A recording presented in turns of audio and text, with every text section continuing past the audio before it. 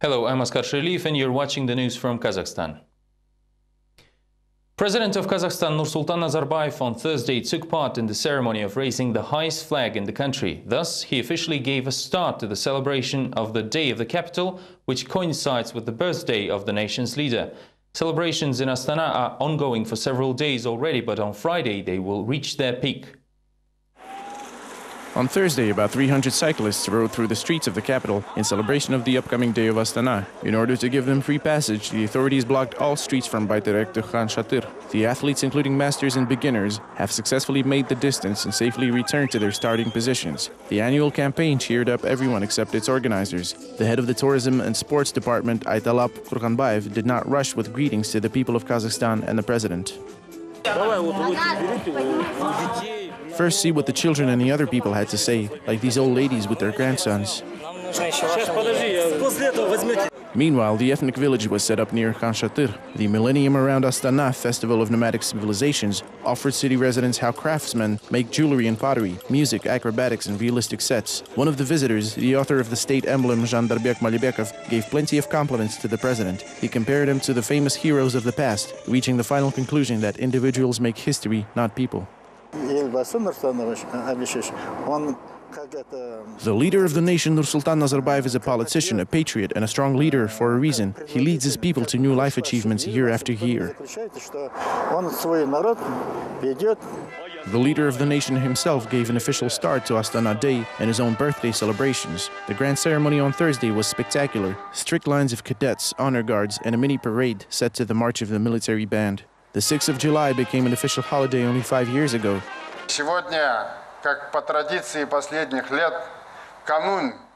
Today, according to tradition set in recent years, on the eve of one of the most important and beautiful holidays, the Day of Astana, we raise the flag in honor of this date, and on the same day we hand the straps to the best graduates of military academies of our country.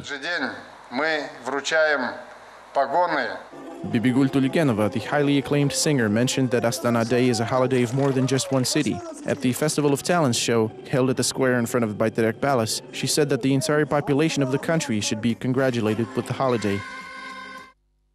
These days, many try to give a present to the president and to the capital, while the ideas for presents are different from real to virtual ones. Some build yurts equipped with high-tech, others offer murmuring spring. What would Kazakh residents give as a present? Find out from the next report. Traditionally, all kinds of innovative and creative gifts are made in Almaty for the anniversary of Astana on July 6. This year, the focus shifted to national designs with a pinch of high-tech. Take these waterproof yurts, for instance. They are equipped with solar batteries and wireless internet connection, which allows Almaty residents send online greetings to the capital. The yurts cost the sponsors $25,000 each. This is an excellent modern gift equipped with all sorts of gadgets, including solar batteries, satellite television, etc. Wherever you go, you will always be in the know of the events in Kazakhstan. В любой точке Казахстана, куда бы вы ни приехали, вы сможете всегда быть в курсе событий. The project creators do not know who will accept their gift, the capital authorities or president. This uncertainty has already played a trick, with many people rushing with their gift-making decisions. Everyone still remembers the mosque incident. 6 июля. Знаешь, какой день? Знаю, Джума как раз, иншаллах. Do you know what July 6th is? It's Friday, the day of the Muslim prayer. I want to open the mosque on Friday, and you thought I wanted it for my birthday. It's the city anniversary. Completion deadlines and quality of gifts is another headache either for the capital or for its creator. The uncompleted mosque had a fire accident while the new media center did not sustain a pouring rain, with photos and videos of the mini flood appearing all over the internet and mainstream media. Next, the authorities wanted to present the main hall of the Opera and Ballet Theatre on July 6, but on the eve of the holiday, Nazarbayev admitted that it would be completed only by the end of the year. Perhaps to avoid similar embarrassments in the future, the former MP Bakht Sizdikova suggested giving the president only gifts with spiritual values, unless it is something grand, like a temple of all religions. A woman should give intangible, spiritual gifts. I would give Nursultan Nazarbayev a murmur of a spring, a glare of the sun, fresh morning air, blue sky above his head, complete with white clouds and a seashore. Political scientist Rasul Jumali believes that posh performances and expensive gifts is a rudiment of the Soviet past. Nothing have changed, it's all the same. Officials cutting ribbons, the euphoria is all around, but then the hype dies down and it takes another year just to actually complete the object for real. There are plenty of cases like this in Astana, so instead of improving reputation, this is just hurts it.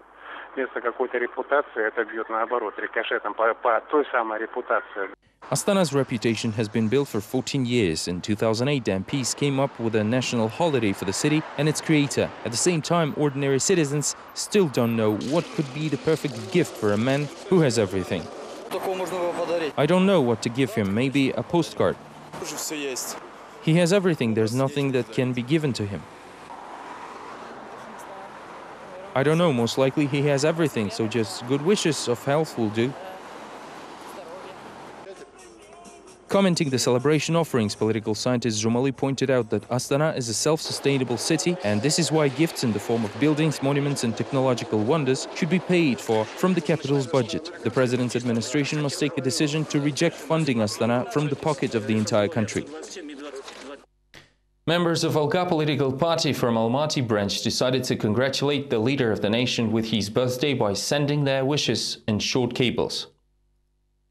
You are our first and only ruler, and on the birthday of the healthy nation, we wish you rich pensioners and uncorrupted officials. What else is there to wish for? Members of Alga Party hope that via commonly accepted telegram greetings sent to the president's administration, they might be able to inform the head of state about the current state of affairs in the country. The action drew attention of the security officers, dressed in civil clothes and equipped with small cameras. The event was attended by more agents than party members and journalists. Luckily, no arrests were made, despite the heavy sarcasm of some messages.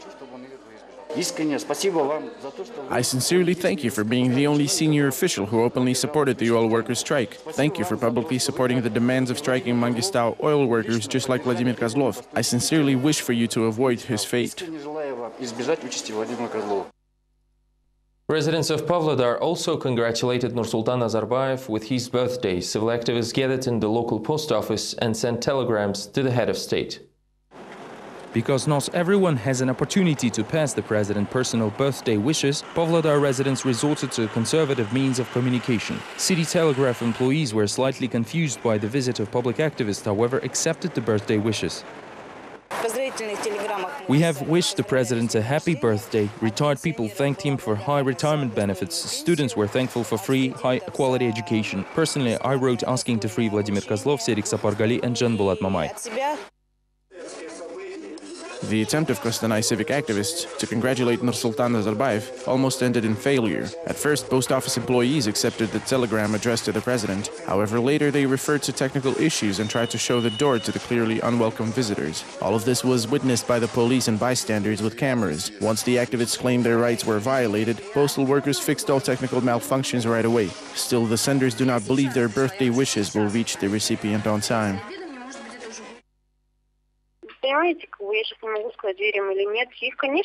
I can't say whether we believe them or not. Of course, the message can be intercepted somehow so that it won't reach the destination. Nevertheless, we did what we could, and there's no other way to pass a message to him.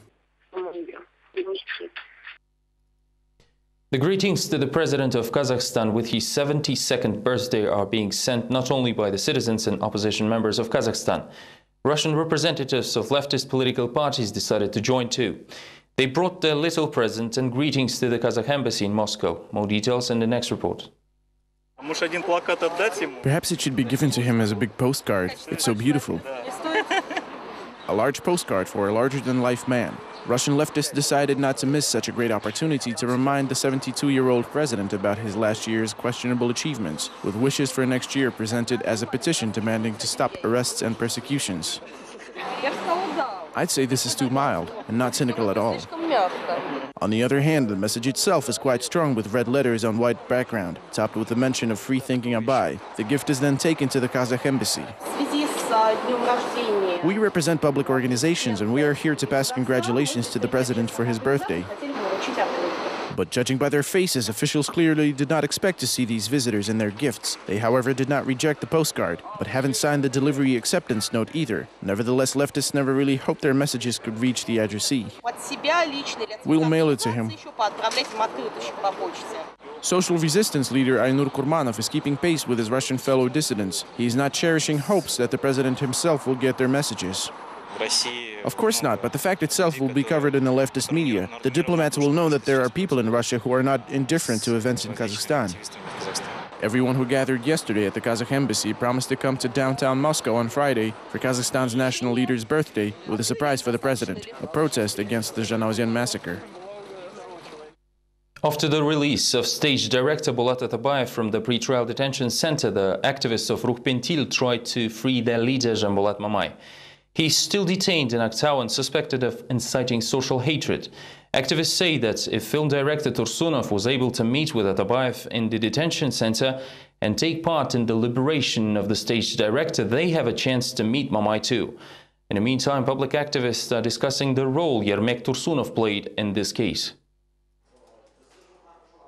Although the stage director was set free, the young journalist remains under arrest in the detention center. They both were arrested on the same charges and at the same time. Rukhpentil activists are not pleased with such a state of affairs, since their leader Janbolat Mamay, just like Bolat Atabayev, is not guilty of anything. The activists addressed a letter to the head of the NSC, Nurtay Bakayev, demanding a meeting with the detained journalist. They want to help Mamay, just like film director Yermek Tursunov helped Bolat Atabayev. Yermek Tursunov is not a liar. If this letter will reach Nurtay Bakayev and if Yermek Tursunov told the truth, then Janbolat will be released. If he will not be released, then Yermek Tursunov lied to us all. The seemingly ordinary press conference was turned into a real performance by two friends, Atabayev and Tursunov. While the stage director was telling about his prison experience with vivid details, Yermek Tursunov kept silent and seemed irritated. By this point, quite a few people already expressed their doubts about the truthfulness of the filmmaker's story. The role Tursunov played in the release of his friend Bolat Atabayev raised many questions among civil activists, with the key one of how exactly he was able to set up an appointment with Bolat Atabayev in the Aktau detention center. This whole story doesn't sound exactly realistic. Look, a well-known person just went to the National Security Committee, got permission to meet with his friend, and then went to the detention center and released him. I doubt that I, Jasaral Kouanashalin, a well-known person who really wants to liberate Kozlov, Sapargali, and all those who were arrested, will be able to do so. Igor Vinyavsky, the chief editor of the newspaper Vzгляд, posted a message on the Facebook group page for the advocates of political prisoners' rights. There is a certain air of insincerity when he says that he easily got a visit, was present during interrogations and talked to Atabayev. No one would be allowed to do that. Just who is Tursunov to be allowed inside the cells of arrested people and witness interrogations? It is all possible if the issue of Atabayev's release was already settled. However, Tursunov is the least concerned about the opinions of people surrounding him. According to the filmmaker, his only goal was to save Atabayev. Immediately after the press conference, which gathered a large crowd in the National Press Club, Tursunov gave an interview to an independent journalist, Boreyka, who has known the film director for a long time. The interview was published on the website Respublika. A private contact with the National Security Committee, an organization with a certain image, is a serious blow to your reputation for years to come. Have you realized that? I read how he was beaten, transferred to prison under the scorching sun while suffering diabetes and having no access to a doctor. He had a stroke in the paddy wagon, but was brought to life by other inmates. I knew that he would simply die in a month, so I did not do that to listen to what other people say about me. For a straightforward person such as Bolat Atabayev, Tursunov became a very influential person whose opinion always counts. No one can really say whether this was a well-staged plan of the NSC or it was Tursunov's sudden appearance at the right place and at the right time. I received a call from Evgeny Rakhimchanov, the editor of Svoboda Slova newspaper, who said that media paints me as a national security agent who was hired by the committee. I am outraged. You've known me for a long time. Half of the audience here has known me for many years. That's why I have to say this again. I am not an NSC agent. I never was and I never will be. Following the release of the stage director, the question is still open about the future of Janbolat Mamay, who remains in the Aktau detention center. The journalist's father was granted a visit only on the 8th day of his arrest. If they do not release Janbolat, then I will pack my stuff and ask them to send me back to prison. Take me back. It is nonsense. I was set free and he's still there. What's going on? Does anyone know why Sapargali and Kozlov are still in jail? What I know is that they have nothing against Kozlov and Sapargali, and that's why they don't know what to do with them.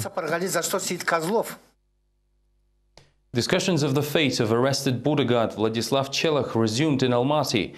Well-known human rights activist Vasily Rezvan gave an online conference where he noted that public figures are awaiting the results of the examination that the prosecutor's office promised to make public soon. In the meantime, experts independently analyzed footage of the border guard's confession in the murder of 14 fellow soldiers and a huntsman.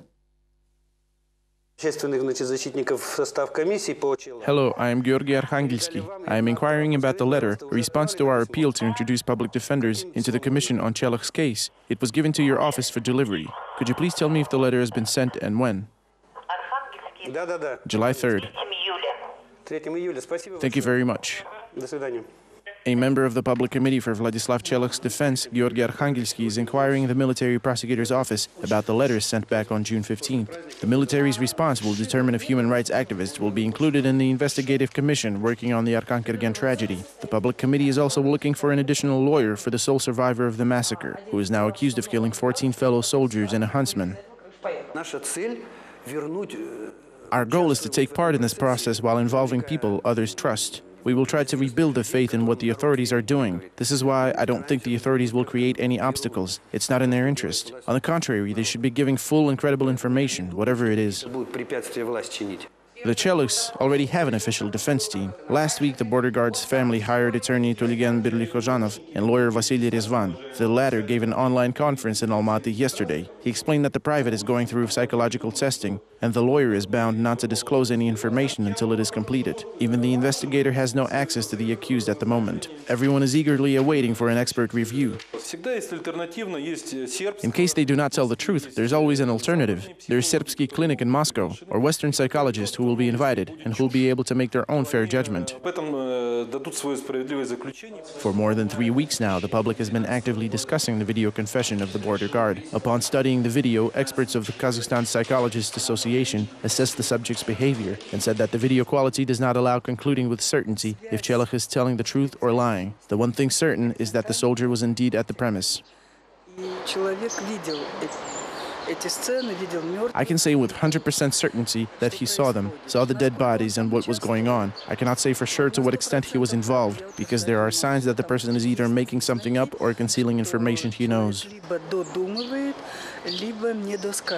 So far, Vladislav Chelykh's video confession is the military prosecutor's strongest argument. The incident at the Kazakh-China border and Chelykh's involvement in it is the most discussed topic at the moment. People believing in the soldier's innocence say that this public response may influence the transparency and objectivity of the eventual trial and verdict. A video in support of the 19-year-old soldier appeared in social networks on Thursday.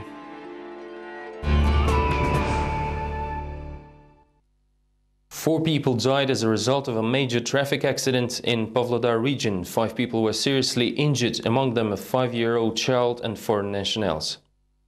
The accident occurred on the suburban highway Aktogay-Irtysh. According to the Regional Department of the Interior, the Audi went into oncoming traffic and collided with VAZ 2104. The drivers of both vehicles and 2 passengers of the VAZ died at the scene. 5 people, including 3 German citizens, were taken to hospital.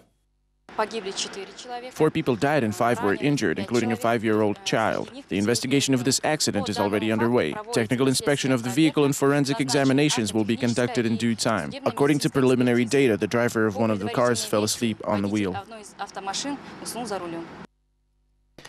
Tragedies abound in the Shymkent maternity hospital number 2 since the start of the year. Recently, an 8th newborn died without having been born yet. The mother's relatives blame doctors for its death. In turn, physicians refuse to talk with the newborn's families or make any comments to the journalists. Our correspondents attempted to shed light on the story.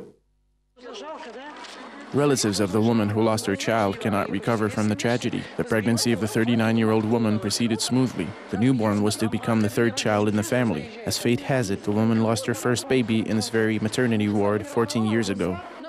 The negligent doctors are to blame for the newborn's death. They do not take good care of their patients. My sister had a normal heart rate. The doctors say that the fetus was too big, but 4.5 kilos is not considered an extraordinarily big fetus. Why didn't they make a cesarean then? The doctors refused to give an explanation.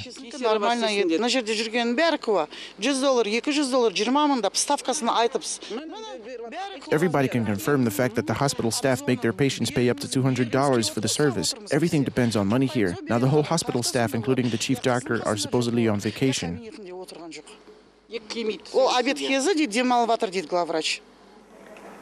The chief doctor of the maternity ward refused to explain to the reporters why the hospital staff could not save the newborn girl and what caused her death in the presence of the grieving family. Take your camera away. I'm not answering any of your questions.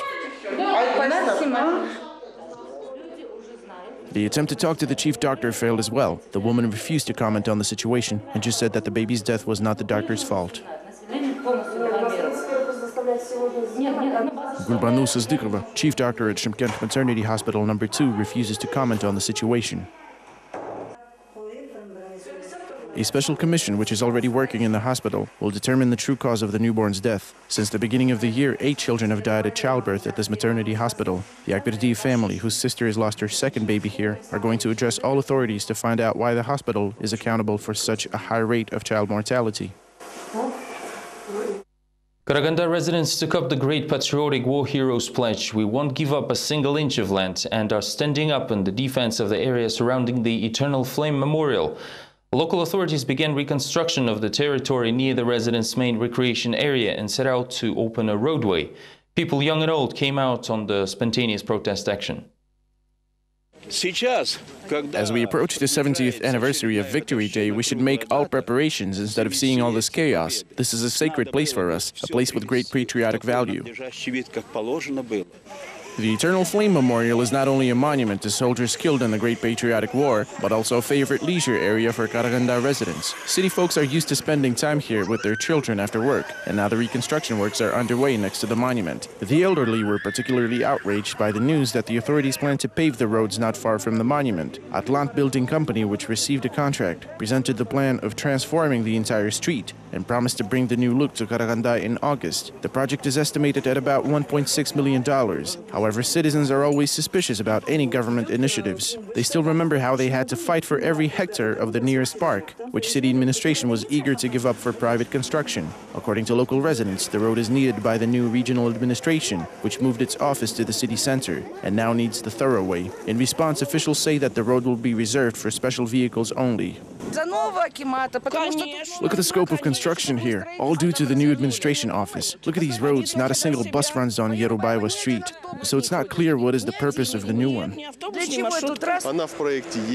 This road has been there in the project all along. However, it is not meant for everyone. It is rather an emergency road for fire trucks or ambulances and so on.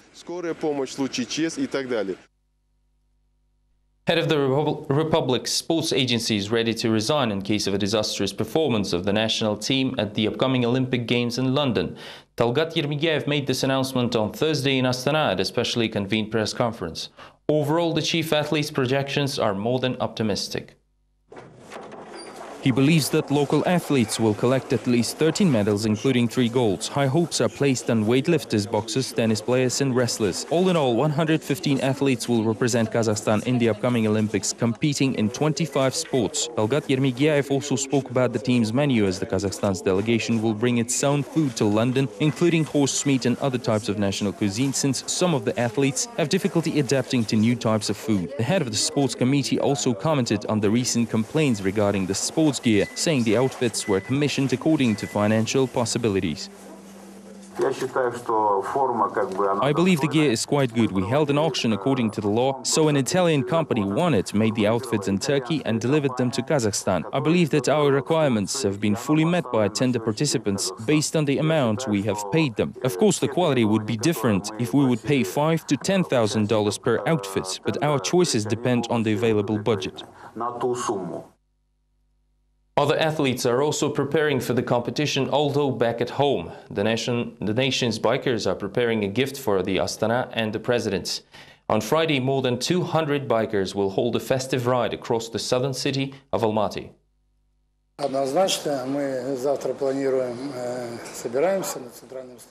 We will definitely gather at the Central Stadium on July 6. We are planning to march around the city. As usual, we're going to congratulate the citizens of the country with the Day of Astana, and of course wish all the best to the nation's leader, Nursultan Nazarbayev.